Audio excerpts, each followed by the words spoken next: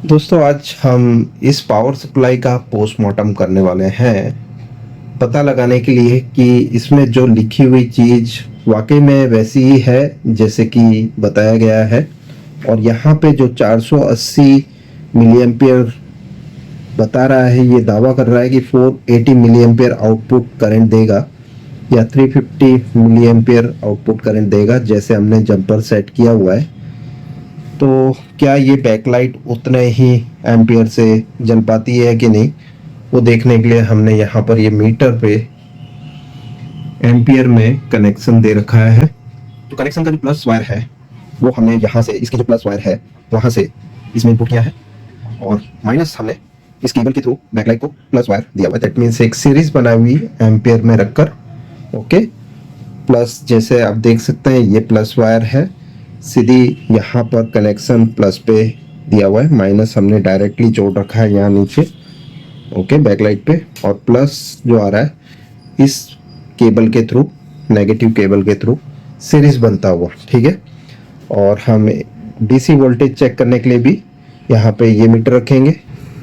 Power दे के देखते हैं क्या होता है। यहाँ पर आप देख सकते हैं अभी हमने एम्पियर की जो सेटिंग रखी हुई है वो रखी है 350 मिली एम्पियर पे, जैसे कि आप देख सकते हैं।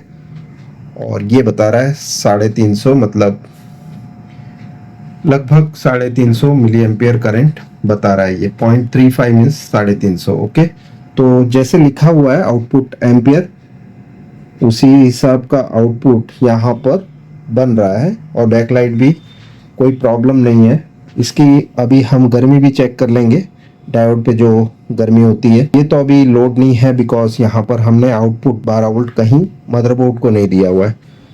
350 milliampere perfect current output दे रहा है, थोड़ा सा फ्लक्चुएशन है, इतना नॉर्मल है।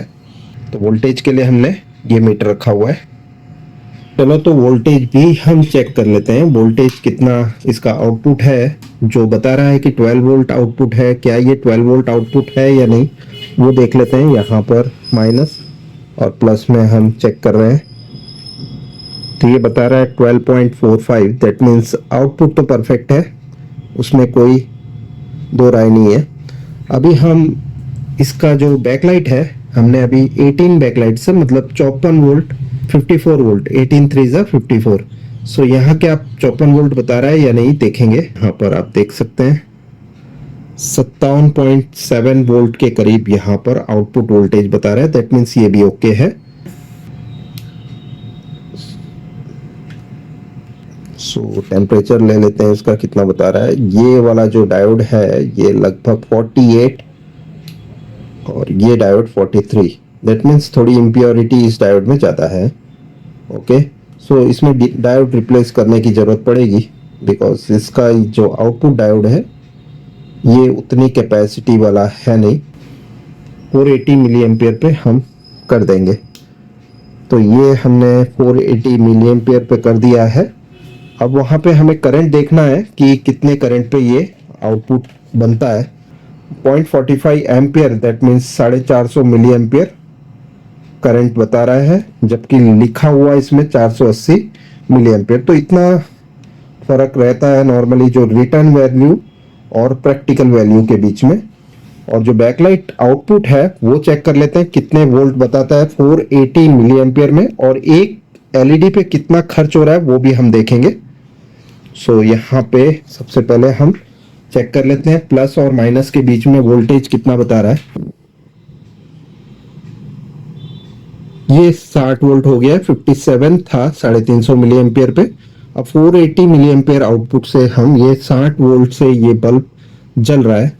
तो जितना एम्पियर बढ़ाओगे उतना ही ये डायोड भी गर्म होगा। अल्टीमेट रीजन तो वो है, ये आप देख सकते हैं ये लगभग 52 डिग्री तक इसका टेम्परेचर जा रहा है। सो 55 डिग्री तक जाता है।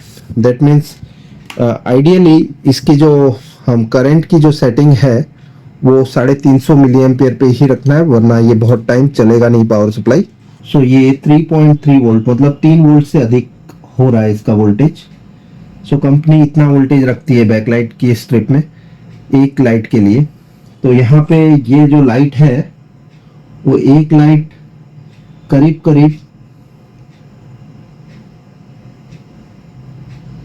3.3 वोल्ट कंज्यूम कर रही है। दैट मीन्स एक बल्ब, जो हम एक बल्ब की बात करें तो ये 3.3 वोल्ट पे चल रही है। और हम अभी 350 मिली एम्पियर कर देते हैं इसका करंट और एक बल्ब की वोल्टेज चेक करेंगे। तो यहाँ पे हम ये बंद कर देते हैं, पावर सप्लाई की कनेक्शन को फिर से कर देंगे 350 मिली एम्पियर पे। ओके, और अब हम वोल्टेज चेक कर लेते हैं एक बल्ब पे कितने वोल्टेज हैं वो देख रहे हैं अभी फिर से हम। सो यहाँ पर मीटर को प्रॉपर आपको दिखाने लायक रख दिया है और इसके वोल्टेज अब हम चेक कर रहे हैं। तो ये परफेक्ट है। तो 350 मिली एम्पियर पे चलाना बेटर रहेगा when compare to 480 milli ampere. तो यहाँ आप देख सकते हैं 3.2 वोल्ट कंज्यूम हो रहा है, मतलब एक बल्ब 3.2 वोल्ट से जल रहा है। दैट मीन्स 3 वोल्ट की ये लाइट होती है कैपेसिटी इसकी, 3.2 वोल्ट वोल्टेज एक एलईडी पर एलईडी 3.2 वोल्ट लेता है। ये पावर सप्लाई का जो आउटपुट है ये इतना निकाल रहा है। तो ये परफेक्ट है। इतने में आपकी जो पिक्चर क्वालिटी है वो भी कंप्लीट रहेगी और साथ में लॉन्ग लाइफ भी रहेगा। लेकिन लॉन्ग लाइफ करने के लिए सबसे पहले आपको ये डायोड को रिप्लेस करना पड़ेगा, बिकॉज ये डायोड उतनी कैपेसिटी वाले नहीं है। ये वाला डायोड तो खराब ही है।